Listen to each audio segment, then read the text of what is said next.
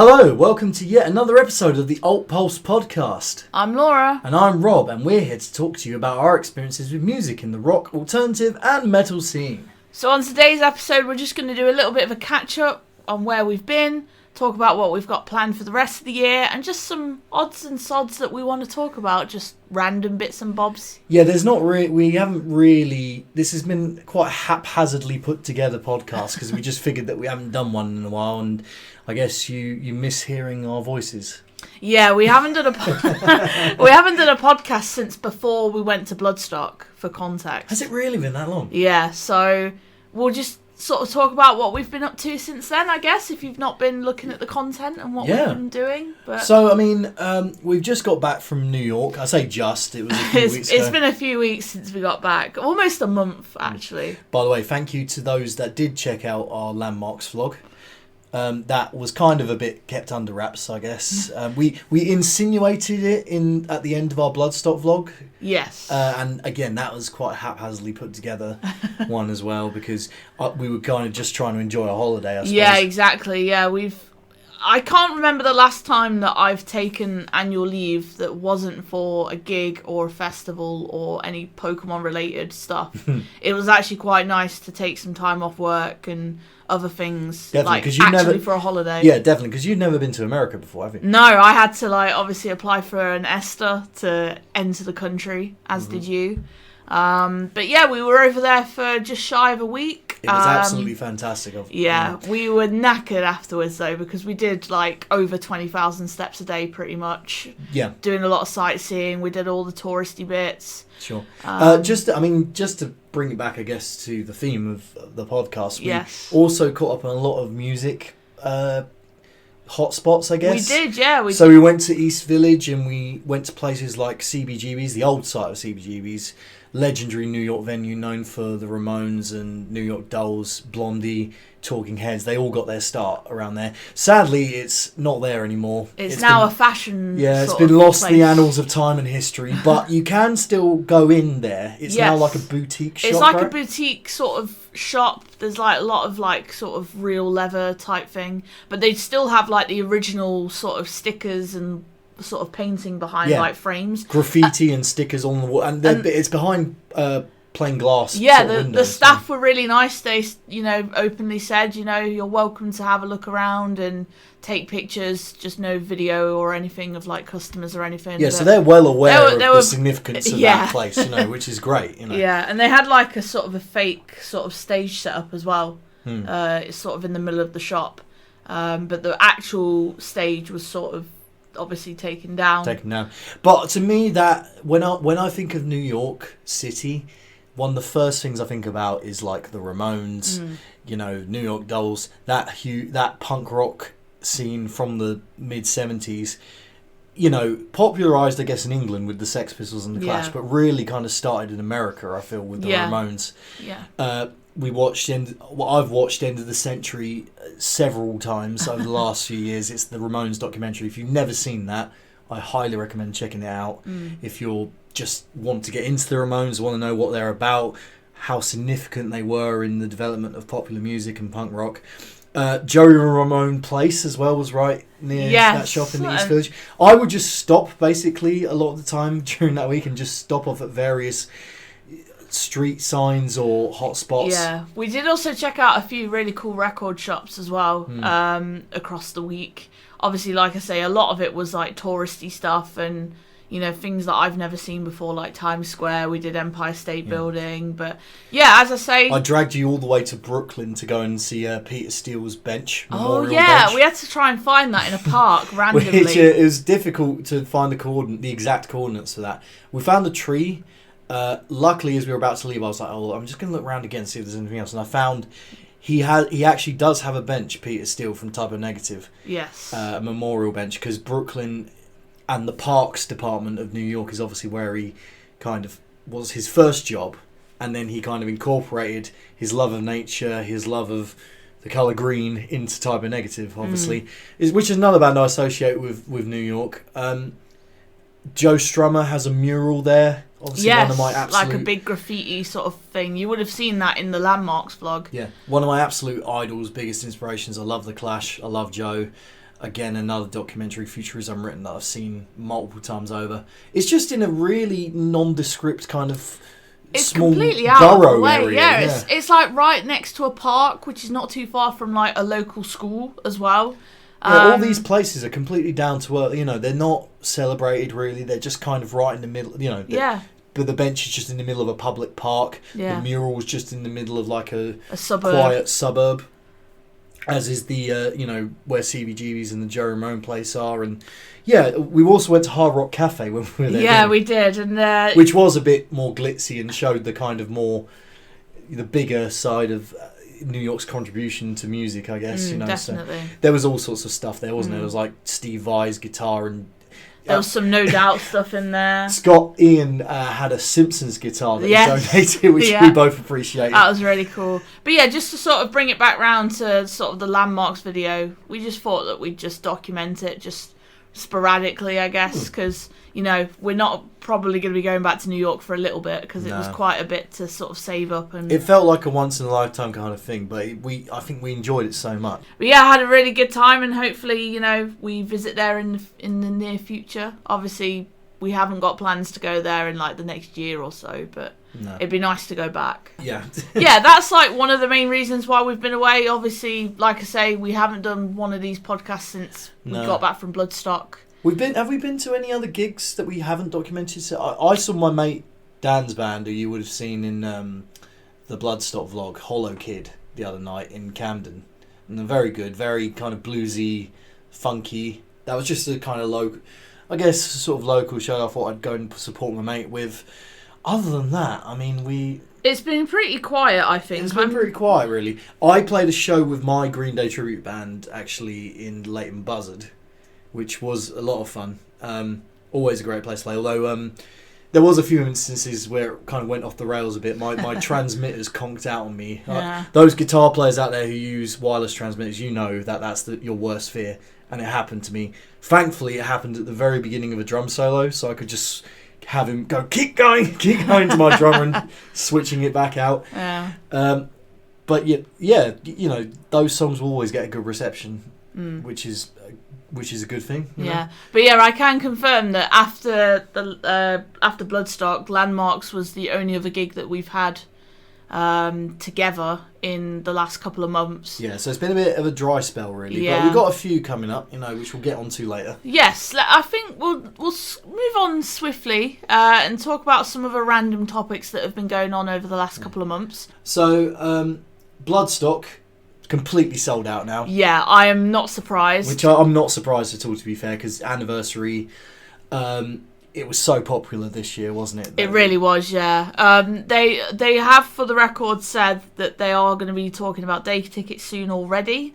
And is it Krill Camp, like the new camp that they added, they are going to be doing that again. So if you're holding out for a Bloodstock ticket for next year, definitely keep your tabs on their socials, because they will announce it on there before they go up on sale. But I think for us, you're not fancying it, are you? I don't think we're going to be there next year. No, to be fair, I don't think I will be either. I think it's just it's good to have an off season for one. Yeah. But also there's parts of the lineup that don't really do it for me. Yeah. There's a lot of bands I've already seen multiple times. that is my main takeaway from this as well. Like, we've spoken about Slaughter being, the standout in one way. Controversy. Yes. Shall we say? But like, I've never seen Priest, that'd be cool, and I've never seen Lamb of God, and that'd be cool. But like all the other bands on the undercard, and even the bands in like the Sophie, I've seen before in some capacity. Yeah. So it doesn't entice me to spend, because obviously as we know, prices go up every year because of inflation and just costs of bands and stuff like that. And yeah, like I'm just not I really don't think I'm going to be there next year. And obviously it's a shame. It's good to have an off year, Yeah, because obviously we love Bloodstock and we had a great time this year. And to be honest as well, I don't think everybody that we camped with this year is going as well. And that kind of makes the experience as well at these festivals. Well, I think as well, we've got our eye on a whole number of other which, again, festivals, we can talk about later. Which we'll probably get on to later. for the record, the bands that were announced, which did tickle my fancy most recently, were Black Label Society, Body Count, and Body Count's a big Testament. one. And Testament I've never seen. Much like the Slam Dunk thing with the Menzingers, it's kind of like if they do a tour around that with like an individual show or whatever, I'll probably see if I can make it rather than fork out the full thing for the festival. Yeah. So, yeah, I mean, it is what it is. Bloodstock, if you're going next year, you're going to have a fucking blast. Yeah, definitely. Because we love Bloodstock, yeah. I just wanted to talk about, speaking of blood fests, if you like. You like that, Sedway? It's a little bit loosey-goosey, but I'll take it. Take it, yeah. Young Blood, right? Mm. This man seems to have had a huge career boost.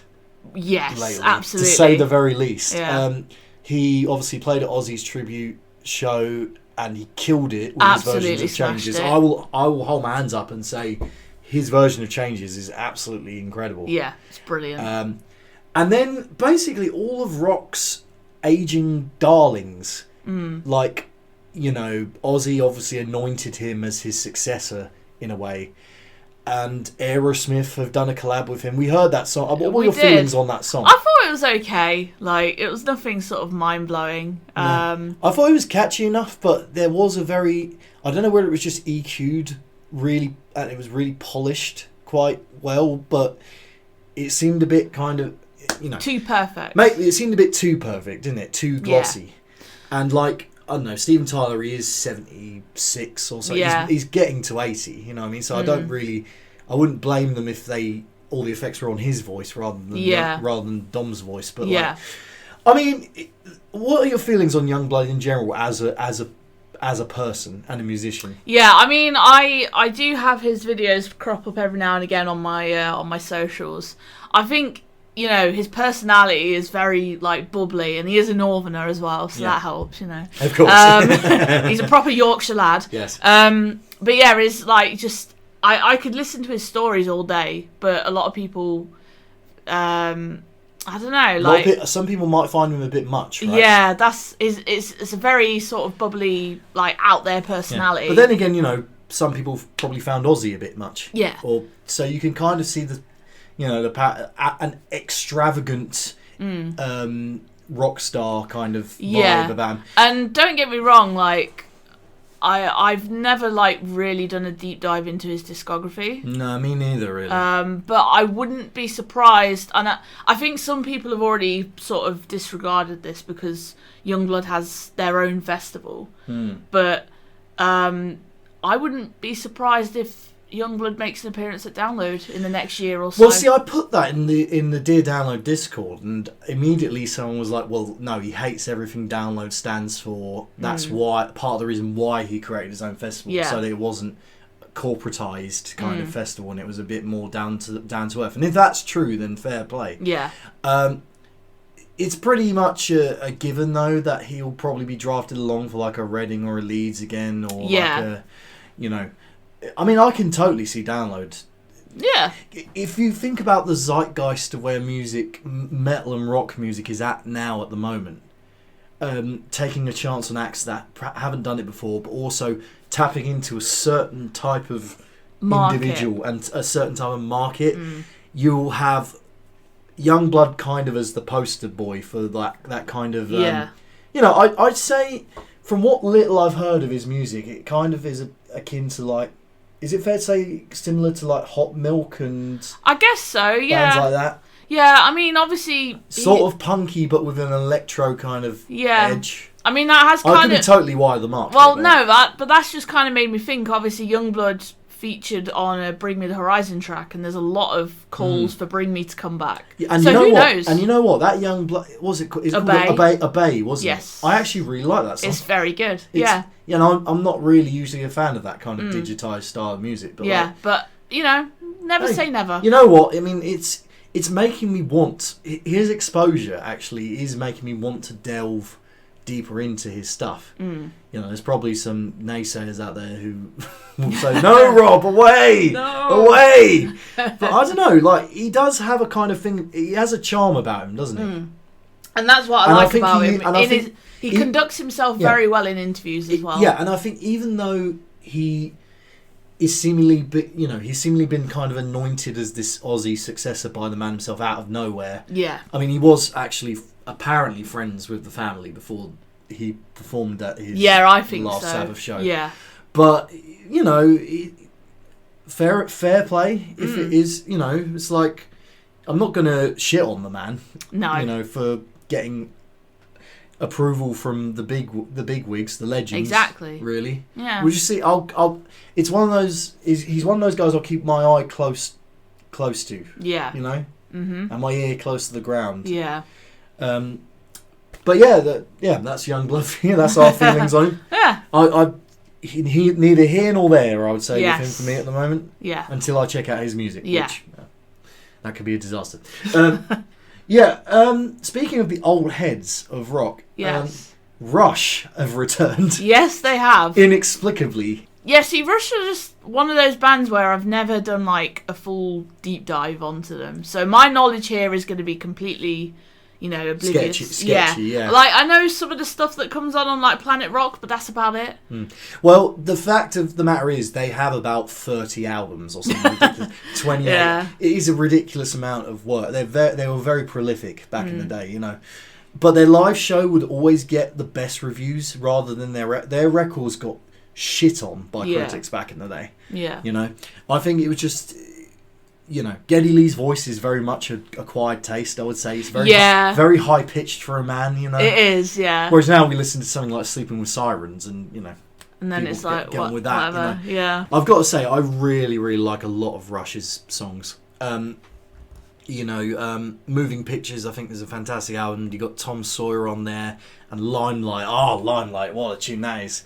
You have Subdivisions as well, which... For my mind, in fact, it's funny. Me and Tom and all the other lads were discussing in my WhatsApp group the other day.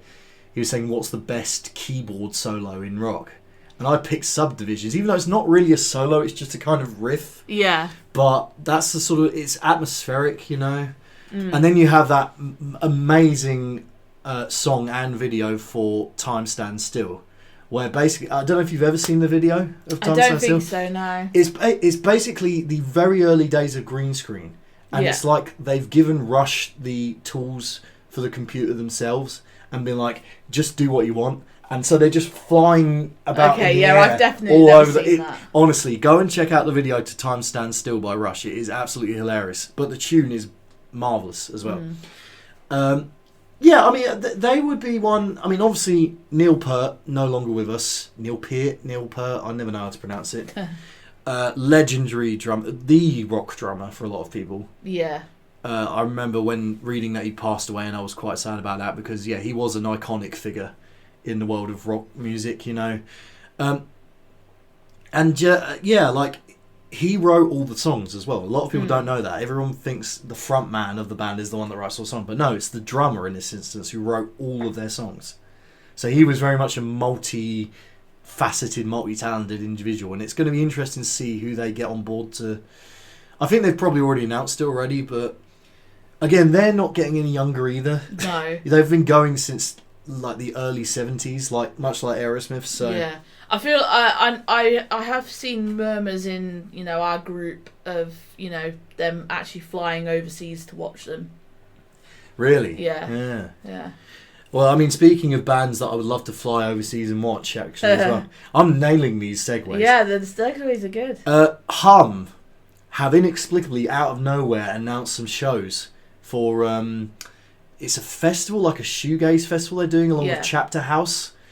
And I don't know, if you've ever met me and know my musical taste, you'll know that I love sort of 90s afflicted bands, particularly bands that have a bit of a grungy, shoegazy edge to them, and Hum are kind of the archetype of that. They only really were massive for like a couple of years in the mid-90s. They then kind of disappeared from like the sort of early to mid-2000s, and then out of nowhere during lockdown, again, completely surprise released this album called Inlet, which I think is one of my favourite albums of the 2020s. It's an unbelievable album. just pure atmospheric kind of grungy desert rock. Really, really, really cool. Sadly, not long after that, funnily enough, we're talking about Rush and the loss of their drummer. They also lost their drummer, Brian St. Pierre. So for a while, I guess I kind of thought, well, that's it. I'm never going to be able to see Hum. And in fact, back in the day, I think Hum only ever toured the US. Like, even in their heyday in like the 90s, they never came over here. It's interesting, that. And out of nowhere, they've just announced some reunion shows in New York, funnily enough. Ironic. So that, now I'm half tempted to go back to New York just to watch their show because, I can't describe to you how pivotal that band is, really. Deftones have openly admitted that Hum have been a huge influence on it. Even if you look at the cover of Deftones' latest record, Private Music, with the sort of harsh, garish green background and an animal on the front. Check out Hum's album, You Prefer to Be an Astronaut. It's the same thing. It's like a garish green background with a zebra on it. And you could tell that, the influence still lies, within them. Also, go and check out the song Stars from that album, and the whole album Inlet, which I think is just an absolute masterpiece of the last few years. And it's just a shame that, it's not a shame that was Brian St. Pierre's last hurrah, because I'm glad he ended it on a high. But it's Yeah, it's always a shame when a member of a band you really love dies, and I just wish more people out there will get into this band. The last thing I wanted to bring up, which has only been announced today or in the last few hours, Kenny Hickey from Typo Negative, has actually said there are plans being put in motion for a Typo Negative tribute. Oh. Kind of project. I don't know if it's a series of shows or an individual show. But apparently Josh Silver, who left Typo Negative to go and be an EMT in New York, is hanging up his EMT boots. Oh. And is allegedly coming back to play keyboards for this. That's interesting. And obviously Johnny Kelly is still out there playing drums. Obviously Pete is no longer with us, who was Typo, so hence why it's a tribute thing. Yeah, I reckon they could get Neon Nightmare involved potentially to do something along those lines, because that was one of my favourite albums from last year, and Neon Nightmare, they basically, their whole career is probably being pinned on being a Typo tribute band, really, in the sense that the musical style is very similar, the art construction is very similar. That is a band to check out, by the way, if you are a fan of Typo Negative. I'd be all for it, personally, as probably a series of show. It's difficult, isn't it, with that and the Pantera thing, there's always going to be naysayers when it comes to bringing a band back, or, a new lineup, or, even Dream State had that issue when they came back. Well, Dream State replaced pretty much the entire lineup. Yeah, there's only one OG. Player, right? There's only one OG member left from the Dream State project. But look at them. They're doing really well now. They're doing really well for themselves. They're playing Bloodstock next year. They're playing Bloodstock next year. I think Jess is an incredible vocalist. Yeah. So who knows what could happen with some of these. Just like another band that are coming back. You see? Marmozets are finally doing more social stuff, Yes. They're not just teasing a comeback. They've actually come out with a full-on statement. You know what? I completely forgot about the Marmozets thing until you said it just now. Outrageous how you forget. Well, I've never seen Marmozets. It's hard to believe, really, considering they were sort of the linchpin of kind of that style of music, that kind of post-hardcore, but quirky. Yeah. Style, which they've spawned so many imitators. They really have, over the years. But just going back to that for a second. So they posted on socials like last week or the week before a statement, just straight up being like, we've got a new album, we're ready to show it off to you all. And they've been sort of sharing like old pictures and stuff of when they first formed the band, and obviously they've known each other since they were kids, so it's quite nice. Well, a lot of them are siblings, right? They're two sets of siblings. Yes. Yeah. And they all went to school together, and they all formed the band together at school. See, I love that. I love that that's the case, because they were massive pre-lockdown. Pre-lockdown, they were playing Download. They were like on the main stage at Download. They like, were, I was at that Download, and for some reason I didn't see them. Outrageous. Maybe they were clashing with someone. I don't know. Probably because I saw Marmozets 4 times when they were around. But so where did you see them? Like, so I think I've probably mentioned it on the podcast before, but I've seen them twice supporting Yumi at 6, which was a very weird call. I enjoyed it. Weird and wonderful, if you will. Hey, there we go. I'm on a roll. You're today. on a roll. I'm on an absolute roll. And then the other 2 times I've seen them were their own headline shows at Rescue Rooms in Nottingham. And I have to shout out Nat, who I went to uni with, for introducing me to Marmozets, because the first time I saw them was in 2015 at Rescue Rooms. Long ago. Yep. And I fucking love this band. And again, they've been teasing on socials their comeback, and they've actually been, showing video from them practicing, and they don't sound like they've gone away. They really sound on point. I mean, 2015 is really interesting because that was really the year before the kind of big T&M explosion. Well, yeah, you have to remember though that Weird and Wonderful came out in 2014. That really was an important album, I thought, for me. And then a couple of years later, in 2016, you had the big T&M explosion of bands like Creeper and Milk Teeth and Puppy. Yeah. I guess Marmozets were kind of lumped. They were the early stuff. But I know I've said this a lot on the podcast, but I'm going to say it again. They represented a resurgence, I feel. Yeah, I'm going to say it again. They are going to be at Trees next year. Do you think? I guarantee it. If they're not at Trees, they're going to be at Download. I guarantee their comeback is just going to be phenomenal, and I feel like they're not going to be ready for how long the fans have been waiting for their comeback at live shows. Do you think it could be an exclusive as well, like a Trees exclusive, in the same way that Let Live was a Trees exclusive? It could possibly be, but I don't think they'll do that. But who knows? Also, do you think that once they are back, do you think they're here to stay, or do you think this could be a I think they're here to stay. They wouldn't make a new album otherwise. I don't think, because it's like they kind of they released what's it called? Knowing What You Know Now. What You Know Now. That was 2017-18 time. Yeah. And then she became pregnant, right, Becca? Yeah, that was kind of just before COVID, I believe. And then they just disappeared. Yeah, they've been getting on with their own lives, obviously raising the child and... Which is totally fair enough, you know what I mean? Yeah. And then they kind of started teasing things in during lockdown, I guess, or just after lockdown. No, it was after lockdown, because I've been speaking about it on this podcast for almost every episode, I think. You've been following them closely. I very much am ready for them to come back. Yeah. So, but I've got to say, if they do come back, I'll be the first in line to get tickets, because that is one kind of. You can't even call them new, really, anymore. Yeah, and you can't really call it a regret. There's one sort of fresh UK band, UK metal, post-hardcore, whatever you want to call them. It's hard to pin them down to one genre that I regret not seeing when they were still around. Yeah. So, and I was very fortunate enough to see them 4 times. So you can be the sort of advisory. I'm the advisory, yes. But yeah, just one more topic we want to cover before we move on to a new subject, if you like. Yeah. Parkway Drive have been absolutely tearing it up in the UK recently on their own headline shows. And it's got us thinking, if Maiden aren't at Download next year, or Guns N' Roses. Or Guns N' Roses. There's a lot of names being thrown around right now. But could Parkway actually be one of the headliners? Yeah. And I think, based on what I've seen, because obviously we didn't go see them for our own eyes...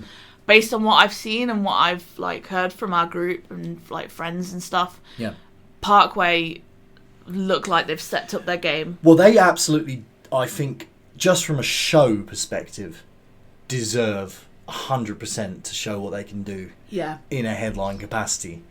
They've been close before. They've headlined Bloodstock before, and I remember that there were huge murmurs around at that time from, the elitist metalheads going, "Oh, well, Parkway aren't metal," whatever. They turn up, they absolutely tear the house down. Yeah. With their pyro and their spinning drum set during the crash.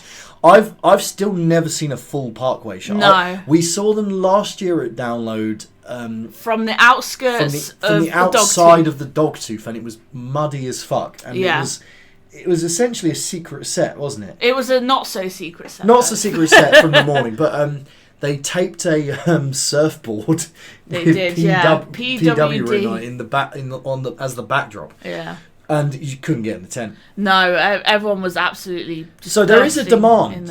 If it's that, how many people are at Download or whatever, couldn't get in the tent. It's like the demand for them clearly is there. And I mean, when they were last there at the main stage capacity, it was for the 20th anniversary. Yeah. And they pulled a massive crowd. And I believe it was either before or after Architects, and it was on the same day as Bring Me. So they could absolutely put on a headline. I mean, our mutual friend Simon, though, did bring up a point on the Dear Download podcast that I listened to today, which was they had to give away some tickets for their Wembley. Oh, did they? Yeah, Wembley show, which does suggest maybe if they can't sell out that particular venue, they might not be big enough. Might not be there yet. Just from a show perspective, it's like... And, they definitely need a higher... And the people that were... I was on my Instagram, like, in the sort of... In the wake of those shows. Every single one of my mates was posting it felt like everyone that we knew shows, was there. and how Winston goes through the crowd and just, he's like the ultimate frontman, really. He's really good. Goes through the... He wears that kind of... white smock body vest thing, and they've also, they haven't seemed to have forgotten their roots because they've been playing a lot of stuff from Horizons and the Killing with a Smile, the first two records. Yeah.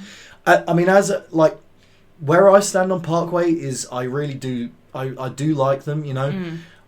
I fear their last album it sort of makes them kind of edge towards the homogenous metalcore thing. Yeah. But back in I mean, Horizons is a fantastic record. That is basically an Australian Killswitch album. I think that was my first... Minus the clean vocals, of course. Yeah, I think that was my first exposure to Parkway. And then Deep Blue's a fantastic album as well. Reverence, I think is the name of the album. With Vice, that's the one with Prey on it. Yeah. No, Aya is the one with Vice Grip on it. Aya has Vice Grip. Crushed is like my go-to gym tune if I'm on the treadmill. Yeah, they're a fantastic band. They're honestly like, I don't know. They give me hope for kind of the future of metalcore if bands can draw from their early stuff. Yeah, and I think they absolutely deserve to be up there with the amount of work they've put in over there because they've been going for 20 years. Yeah, I would say they've been going for a while, to say the least. So they really do, in terms from a show perspective and a longevity perspective. It's like Korn when Korn. Yeah, that was definitely that was absolutely well deserved. Yeah, it's all the case. Probably the issue will be, they couldn't quite sell out their tour. Yeah. So will it be? Will that be the thing that Download, the head honchos of Download, look at and be like, "No, I'm not sure." Maybe it's not quite there, but. I guess we'll just have to wait and see. We'll have to wait and see.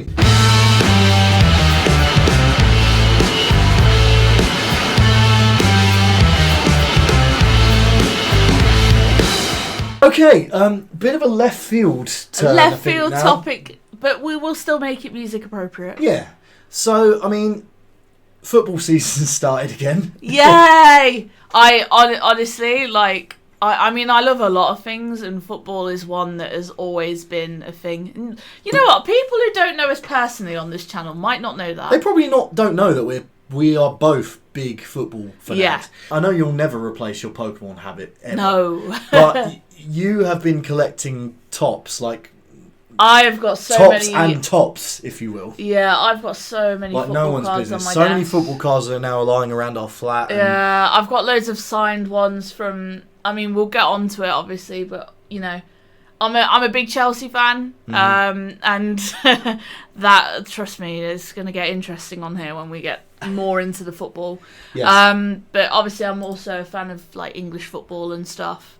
Yeah. But Chelsea are my team, and I have a lot of signed Chelsea cards around the flat.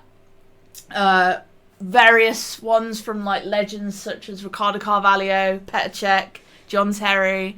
But yeah, going back to what we was kind of alluding to. Yeah, we're going to have to bring it back to make it somewhat music related. Yeah, I've pretty much been going full back into my love of football. And again, like, football has always been a constant for me. But I just, I would say since uni, I've not really been consistently going to, like, football games. And now I feel like it's been long overdue to do that. So I've recently taken my first trip to Kingsmeadow, which for people who don't know what that is, because if you don't follow football, you won't know. That is the current home stadium for the Chelsea women's team. I went to go and watch my very first women's game in person, and I'm happy to report it was a 1-0 victory against Tottenham. Always good. Always nice. Kira Walsh with an absolute banging goal.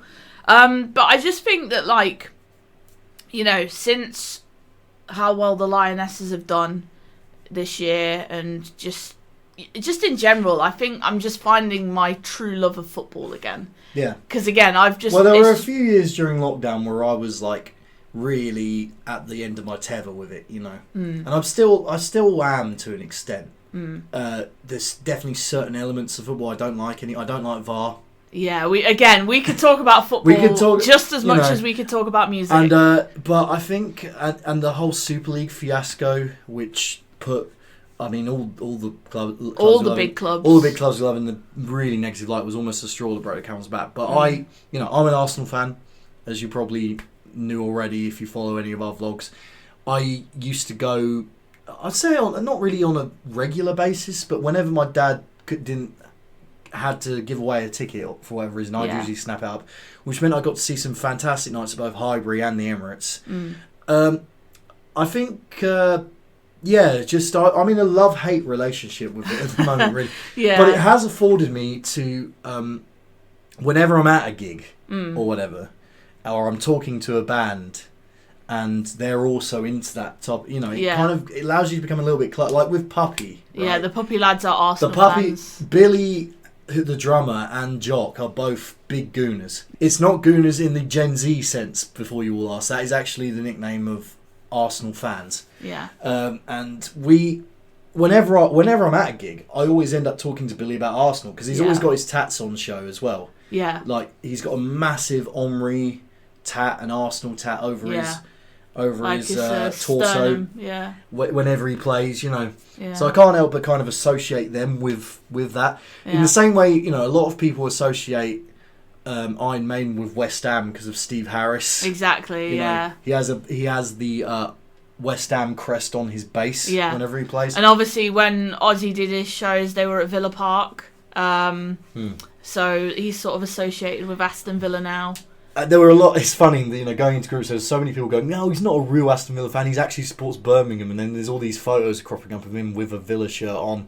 I think Geezer Butler's the true Villa fan in Black Sabbath, because in the last show, for the last song, which was Paranoid, he brought out an Aston Villa bass, which I think was amazing. But yeah, football is just like a massive part of our lives outside of music, I feel like as well. Just obviously trying to relate it back to what we usually talk about. There is a kind of a crossover in a lot of senses. Yeah, I think the reason that this topic came about, by the way, is because we was watching Chelsea-Liverpool the other week, where we scored a last-minute winner. It was great. I feel sorry for my neighbours because I was shouting at my telly when that goal went in. But Madonna was, oddly enough, in one of the boxes at Chelsea. Yeah. And there was just it was just a shot of her with her popcorn, putting it back in a bag, having a little nibble. She had like a kind of her own personal bag of popcorn, wasn't it? It was like in a Ziploc. Yeah, but apparently the reason is that like someone that she knows is Chelsea. I don't know if she's Chelsea herself. Well, off the top of your head, I mean, like, what musicians can you think of that support Chelsea? Well, I mean, if you've ever been to Stamford Bridge, which I know that you haven't, but at Stamford Bridge... No, why would I? For an away game, who knows? But they do play music from, you know, musicians who are Chelsea fans. The two big ones that come to mind are Suggs from Madness. Madness, of course. And Damon Albarn from Blur. Yes. So there's always Blur playing, or, you know... Yeah. It's funny, we saw Blur at Wembley just to go to, again, bring it back to the whole football grounds being used as venues thing. Him and Phil Daniels, obviously, both big Chelsea fans doing Part Life. Yes. It was kind of like, I felt very uncomfortable as an Arsenal. It's just, oh God, there's a bunch of Chelsea people around this place. But Suggs obviously, he's kind of a legend at this stage, right? Madness is quite legendary. Yeah, everyone knows who Madness is. Kid Capici drafting him on Zombie Nation and stuff. You know, exactly. I don't know who they support actually, but Kid Capici, I don't know actually. Yeah, there was actually just in Chevrolet, there was a few people at 2000 Trees because it was so hot this year. A few bands that just resorted to wearing football shirts and things they support. So like there was a guy, I can't remember the band. It was like a hardcore punk band in a Spurs shirt, and I was do you know what? That made me feel one of the False Reality guitarists was wearing a Chelsea shirt. That's as well. right. There you go. Football is just like a big talking point. Dream State, right? Dream State last year at Trees, when it was wasn't the, it? When it was the Euros for the men, and Jess had an England shirt on, and the rest of them had Holland shirts. And the rest of them, because they're Welsh, had Dutch shirts on because England were playing Holland at the time. Yeah, which so I think was pretty amazing. Yeah. But yeah, in terms of like other big fans, sort of celebrities, if you think, like Jeremy Clarkson's another one that first comes to mind with Chelsea as well. So in terms of other Chelsea fans that happen to be famous musicians as well, I do have a list here. We've got, you mentioned Suggs and Damien Albarn, they're actually the top two. Bryan Adams, oh dear. I didn't realise that Bryan Adams was a Chelsea. Oh, Lars Ulrich. Yeah, what? I don't know where that one's. I'm not having that. That's Mark from Blink though is definitely true. I remember the one and only time I've seen Blink. I'm pretty sure that someone like gave him a Chelsea flag at the show that I was at, and that also reminds me actually someone who's not on that list, Brian from Paris, who does like the bass and the keyboard stuff. He's Chelsea as well. I love it. I love this one here. This is theshed.chelseafc.com, and it's like a page of celebrity fans we're looking at. Madonna, brackets, her husband is, close brackets. But I don't know, that's Guy Ritchie, right? No, Guy Ritchie's an Arsenal fan. Is Guy Ritchie Arsenal? So maybe that's why Madonna was at the bridge. Yeah, he's not Madonna's husband anymore. No, I could be wrong about that. Paul Cook, Steve Jones from the Sex Pistols. Jonesy has gone on the record to definitely say he's a proper blue. You know, when on his radio show, I remember he invited Noel and Liam from Oasis on, who are also obviously big Man City fans. They were talking about the football. Oh boy, sorry, I'm just reading this one. Apparently, Martine McCutcheon is a Chelsea fan, and she lived at Stamford Bridge for a bit. There you go. Yeah. Billy Idol, Busta Rhymes, Gary Newman. Apparently, Billy Idol definitely makes sense because he had a band called Chelsea. Before he formed Generation X. Yeah. Jimmy Page, that's an interesting one. Interesting one. Dave Gahan from Gahan. Is it Gahan? Gahan. And Andy from Depeche Mode. Oh yeah, Justin Chancellor from Tool. Yeah, I knew that one. See that we've got a lot more than we think. Oh my god, yeah, Trevor Nelson. Yeah. I like listening to some of his shows. Charlie Harper from UK Subs. Yeah, that is definitely. It's funny, kind of all the old punks kind of like Chelsea. Yeah. Joe Strummer, right? Yeah. Who I mentioned earlier, massive idol of mine. Yeah. Was a Chelsea fan. Well, there you go. Even though he wrote a song called Tony Adams with his band called the Mescaleros, who is obviously one of the biggest Arsenal legends of all time. Yeah. I think he went on the record to say, well, I'm a Chelsea fan, but when I wrote that, it was the time when Tony Adams was being ostracised for being an alcoholic and whatever, and I was like, he's the best captain England have ever had. So that's why he wrote the song for Tony Adams. There you go. You think, there you go. You know? Yeah, but yeah, like, you know, just going back to my sort of original point before we talk about Arsenal for a little bit. I've been like, you know, making it sort of a new mission of mine to try and go and watch more games, especially because like a lot of the players that I enjoy watching currently are getting older, shall we say. Like, you know, today as we record this, Millie Bright has announced her retirement from international football, and she basically said on the podcast that there is one mission that she is really trying to do at Chelsea because it's the last trophy that she really wants to win, and that's the Champions League. Now, we didn't start off very well in the group stages last week. But, you know, she's still got a few more years if she's fully committed to the club over the country, you know. Is there any... Have they ever said on Daily Brightness, by the way, what sort of music they listen to? Not really. I think a lot of the time when they talk about, you know, who comes up with the music in the England camps and stuff, it's never them. Well, it's someone like Katie Salem who... Well, because famously footballers have appalling music taste. Not all of them. My personal opinion. It's like, that's why I loved players such as like Thomas Rosicky, right? Yeah. Who was Arsenal's resident metalhead whenever he played for us. So I remember there was a playlist video that they put out on YouTube, one of those behind the scenes things. He picked Metallica, In Flames, Iron Maiden, Killswitch Engage. So I obviously, because he played for my club at the time, and I was into that sort of music, I instantly kind of gravitated towards him and his performances. He wasn't, admittedly, he was a great player, but he was plagued by injury. So, but whenever he did score, I was always the sort of loudest to cheer. I was the saddest when he retired, and that was all down to the fact that I could relate to this guy on a level in terms of music we both listen to. Yeah. Even though professional football these days make ridiculous amounts of money, and the parasocial aspect is in full force back in the day when you could just spot a footballer just randomly in the pub. Yeah, is long gone. You can't really do that anymore. Just the fact that we had that common ground. Yeah. That we both shared that kind of music taste was. It's pretty cool, isn't it, when you find out that sort of thing about a footballer? Yeah. Didn't Raul Morales, right? Yes. Raul Morales. Yes. He was a metal guy, wasn't he? He was, yeah. Metal rock. He had like a proper mohawk. Proper tattoos.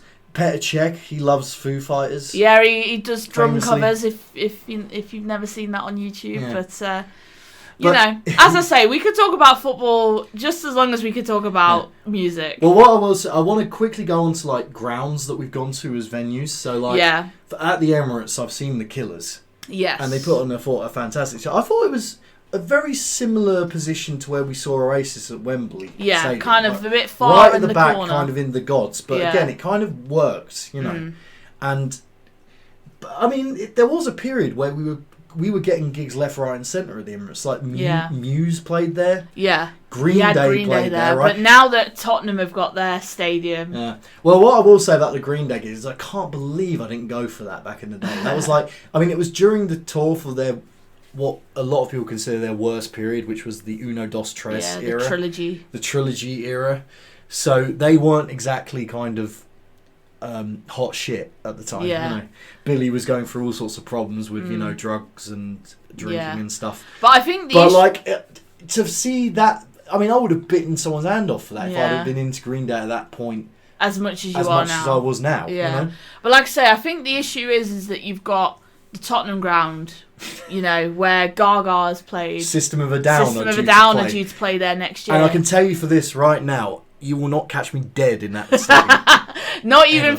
Not for a gig, not for an away day. I've heard I'm sure it's a lovely stadium. It is quite nice. And from your experience, obviously, I saw Gaga there. Saw Lady Gaga very smooth to get in, and it is nice. It doesn't beat your own stadium though. And they have self-pouring pints or whatever it is. I didn't try that. Or the pints that fill themselves up from the bottom, and that's all well and nice. Chelsea has that now though. At Stamford Bridge, we have that. And that's all lovely and all well and good, but no, it's Tottenham Hotspur. You won't catch me dead in that. Apparently, as well, if you're a season ticket holder, I mean, with the Black Sabbath Villa Park thing. Yeah. Apparently, my mate Sam, who I play in the Green Day tribute band with, because he's a Villa season ticket holder, he got first refusal on Villa on those. Do you know what? I do recall seeing as well for next year, Anfield is being used for MyChem. Yeah. And I do recall. Of course, I forgot about that. And I do recall seeing a post being like, if you're a Liverpool season ticket holder, you can actually ask for first access for tickets. Because Frankie Aero, right? Frankie Aero, I believe, is a massive Liverpool fan. Yeah. It's funny, isn't it, how that works? Because Ozzy, Geezer, both massive Villa fans, so therefore their last gig was at Villa Park. Yeah. It's like football really is a big part of everyone's lives in this country. Yeah, it's a massive thing in British culture. And it affects, where bands want to play and stuff. It does, yeah. So, and, it's sort of the same impact as if, an NFL team ground was to be used for a venue, which it probably has before. Well, I mean, I guess, Oak, there's a sense of community, I guess, that kind of rears up with it as well. Billy Joe from Green Day, he's part owner. He's full. I don't know if he's part owner or full owner of the Oakland football team as well. Okay. As in soccer team. Yes. I don't even know. I don't think they're MLS. I think they're a few leagues below. Yeah. Whenever he's gone to England for some reason, he's gone to the Emirates for a few games. But he apparently is a Millwall supporter because he goes to he goes to a lot of Millwall games. Oh no, that's awful. Which is a bit awful, really. No, we don't like that. But yeah, it's something to do with the kind of. I guess he chose that because it's a kind of grassrootsy sort of working class London club, which he's all about, you know. Yeah, that's true. But yeah, like, you know, we've been obviously to the London Stadium for Hello Mega Tour, and London Stadium is being used for Metallica next year, I believe. Yes. So yeah, what do you think of that as a stadium? I think it's an all right stadium. I think I've not been there for football, so I'm yet to sort of determine it for that. Yeah, but as a gig venue, I was getting to that. I hated the organisation when we went to Hellemega, so it left me with a bit of a sour taste. I'm not going to lie. Well, was it because with that Green Day gig, we all brought our tickets pre-lockdown. Well, no, it wasn't that. It was just the way that they had you going in, and then. Well, it was like for different, but we were like going through different entrances, right? Yeah. So you had to go through a different entrance to me, and to everyone else in our group as well. Yeah, and then we somehow had to meet up in the middle. Yeah, I just didn't like it. It was not. It was not a fun experience because we were all kind of panicking. There was like no phone signal, and I had to actually go up on the shoulders of a mate of mine to put so that you could see where I was. Find what. They're massive venues, like, and again, that comes back to the topic of, you know, why more bands are playing big stadiums, especially in the off season. Well, in terms of like sound quality and stuff, would you have said that there's any discrepancies between my sounds? experience? I think not when you think about like open air stuff as well. Well, because Wembley Stadium, everyone says has got appalling sound, but for Green Day and for Blur, I thought it was all fine, right. You know. Yeah. But yeah, that's like most of the sort of experiences that we've had with like football in music, I guess. Yeah. For the record, some of our most famous fans, off the top of my head, that are musicians as well: Roger Daltrey, Roger Waters, Mick Jagger. Yeah. John Lydon, although we don't like to talk about him that much. Now, supposedly the Queen was an Arsenal fan as well, but I don't know. Really? I'm not sure about that. Jay-Z. He's a big Arsenal fan, apparently. Okay. Yeah. Obviously, we can add Jock and Billy to that list. Yes, we can. I wouldn't say famous, but you know. No, but they're musicians. To me, they're close. They're famous in my heart. There is one more ground that I've actually just remembered that I have been to for music before, and that's the Coventry ground. Oh, the Rico. Yeah. I still call it the Rico. It's not called the Rico anymore. It's not called the Rico anymore. I don't actually remember what it's called now, but it'll still be the Rico to me. But yeah, I saw Spice Girls there. Oh, wow. How long ago was that? 2018, 19, I want to say. So a good 7-8 years ago, I saw Spice Girls there. Yeah. Excellent. You know what? I just googled Arsenal fan musicians. Yeah. One of the first names that comes up is Jess Glynn. Darling, hold my hand. Nothing beats a Jet 2 holiday. Ain't it funny now though that she's an Arsenal fan and she now is in a relationship with an ex-Arsenal women's player in Alex Scott? Oh, of course, yeah. And supposedly Chris Martin from Coldplay is an Arsenal fan as well. It's mainly YouTubers that I find are Arsenal fans, like Aston Marigold. Oh, of course, Aston Marigold, yeah. What, from JLS? Josh, of course, from Uni at 6. Yeah, Josh is I forgot about that. Did that ever, because obviously you're a huge Uni at 6 fan, did that ever bother you that he was a massive Arsenal fan? It didn't bother me too much. I never got a chance to speak to the lad, so I feel like it would come up in conversation. Yeah. Ray and Dave Davis from the Kinks, nice. Another legendary band. Plan B, Professor Green. Oh yeah, Chris Shiflett. And it's part of the reason why Chris Shiflett is one of my favourite members of Foo Fighters is because he supports Arsenal. And in the video for times like these, he's wearing an Arsenal shirt. Ah, okay. It's like a kind of Guinness parody, but it says Gunners. Right, got you. Anyway, look, we can talk football till the cows come home, but we do want to keep this podcast length, so... Yeah.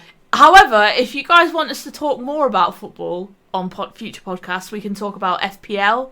We can talk about how our teams are doing, all that fun stuff. We'll try and relate it back to music as well, being that is our forte. But, yeah, you know. But if you want a little football chat, I won't be against it. Yeah, I'm sure you won't. I do enjoy talking football.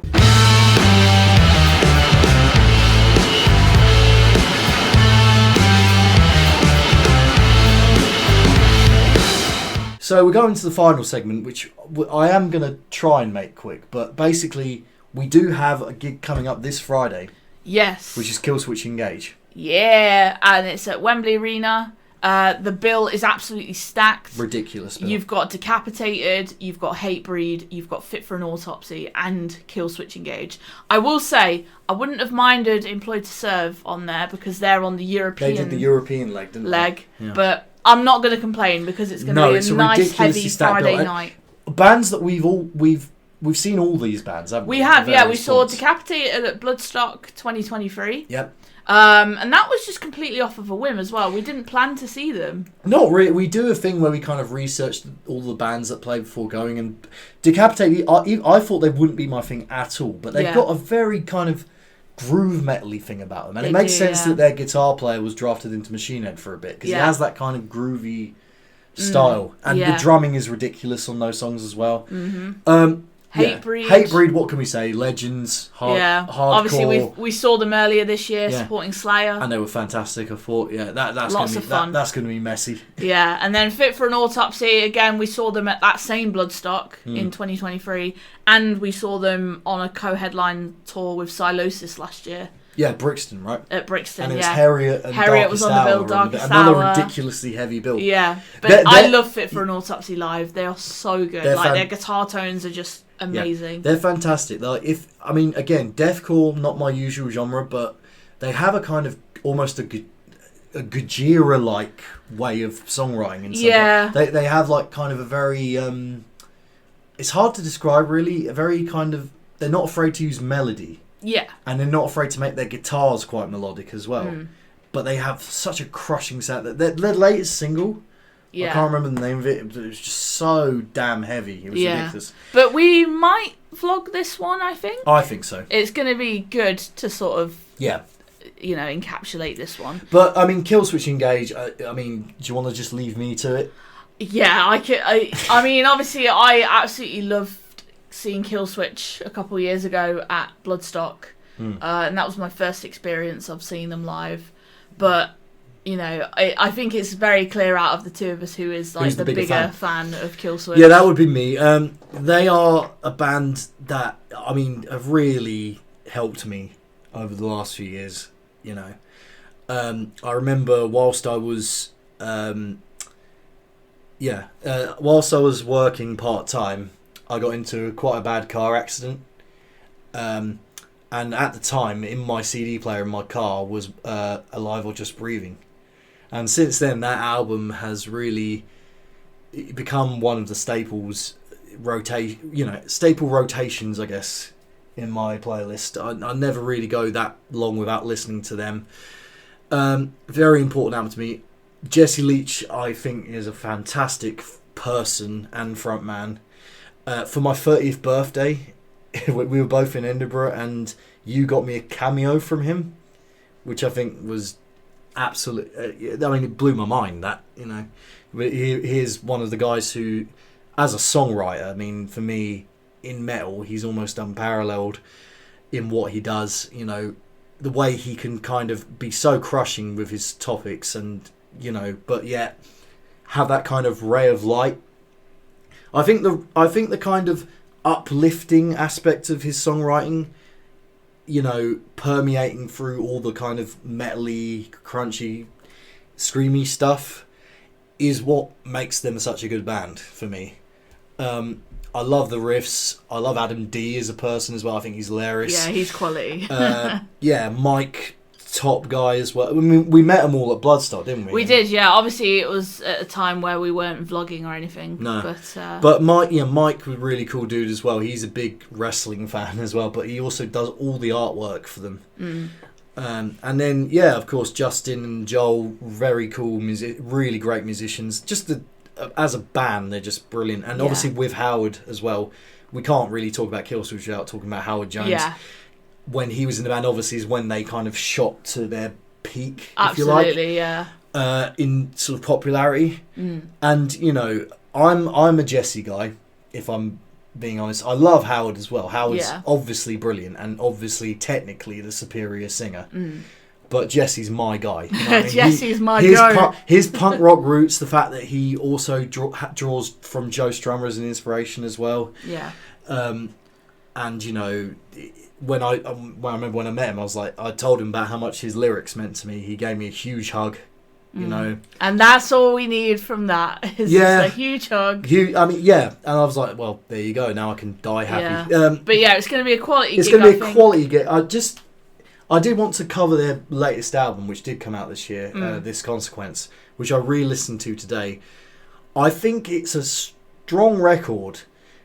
The first half of the album is definitely better than the second half for me. Yeah. I think the Aftermath is a fantastic song. If you like kind of Times of Grace, which is the side project of Killswitch, and you like more of Adam's vocals, you'll probably dig that song. So some tracks that stood out for me, Abandon Us, I think is a really strong opener, really cool.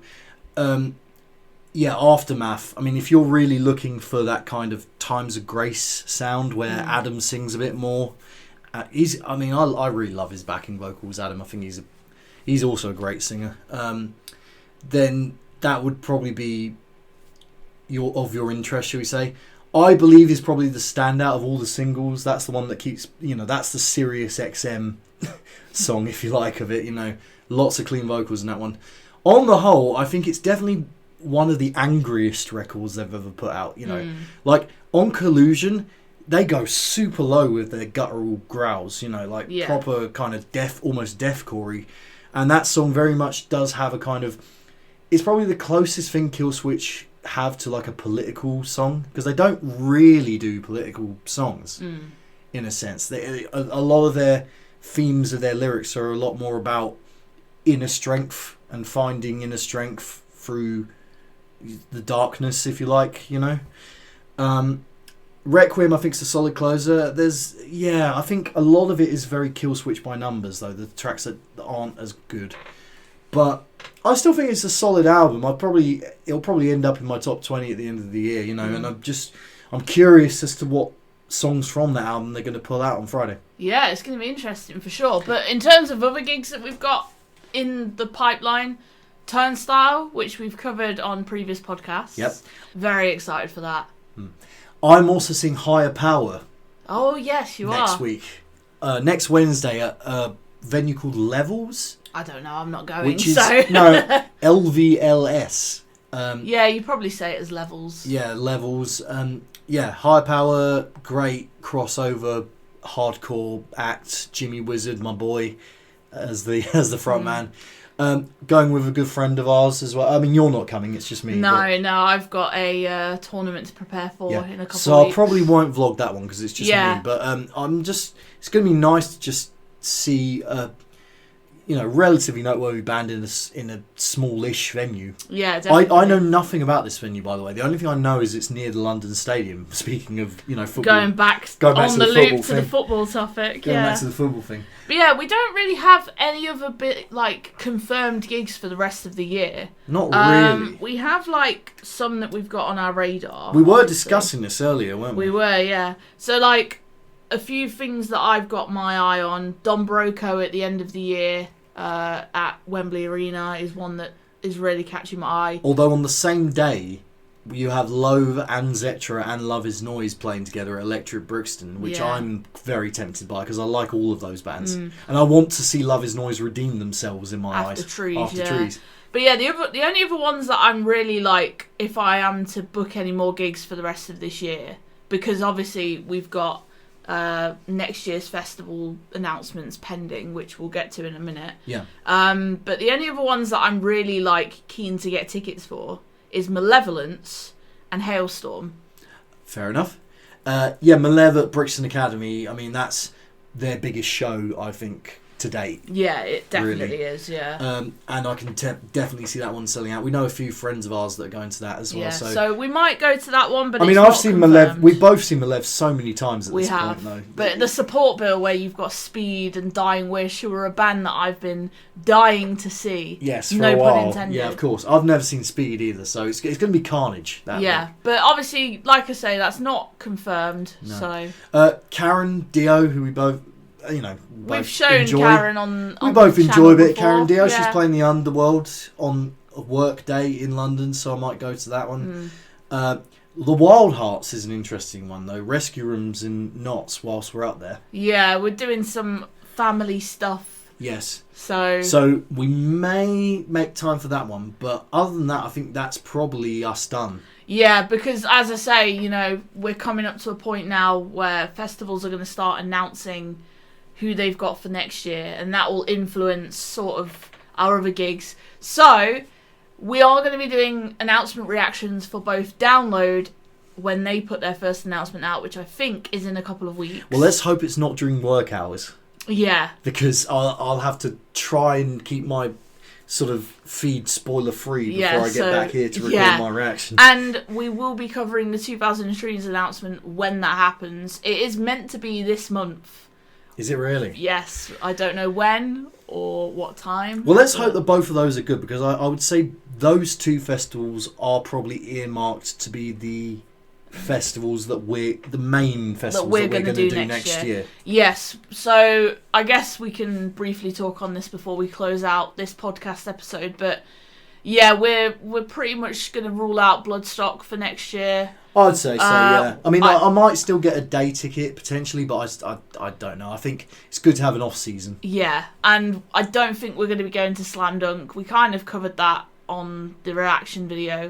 Well, at least, you know, I did. We've got other life admin stuff in and around that, so yeah, probably not. That plays a part into it. That'll play a part into it. I think the only other festival that we might do next year, and again it's going to be lineup dependent, is Outbreak, because it's one that we've both wanted to do for a while, but you know, other things get in the way, of course, as always. And plus, you know, Manchester and everything, there's a bit of travelling time required. And Manchester's a really great city, though. You know, but so many of our mates, you know, not least the Ragamuffins, who go pretty much every year, right? But there's other stuff, you know, like Burn It Down, I wouldn't mind giving a go at some point, and Manchester Punk Fest. Yeah, Manchester Punk Festival actually falls around my birthday next year. Just saying, yeah. But obviously, we've got to see how other things fall into place. You know, like I say. Well, also as festivals get more and more fucking expensive. Exactly, we really have to pick and choose. We do really need to pick and choose. And you know, the thing is as well is that this year we were fortunate enough to go to Trees and Bloodstock, and also go away on a really nice holiday. Or better yet, if we become successful enough with this venture, we can get accreditation. Wow, yeah, we could always try that avenue next year with festival season, but... Hey, Download, hey, take us. Come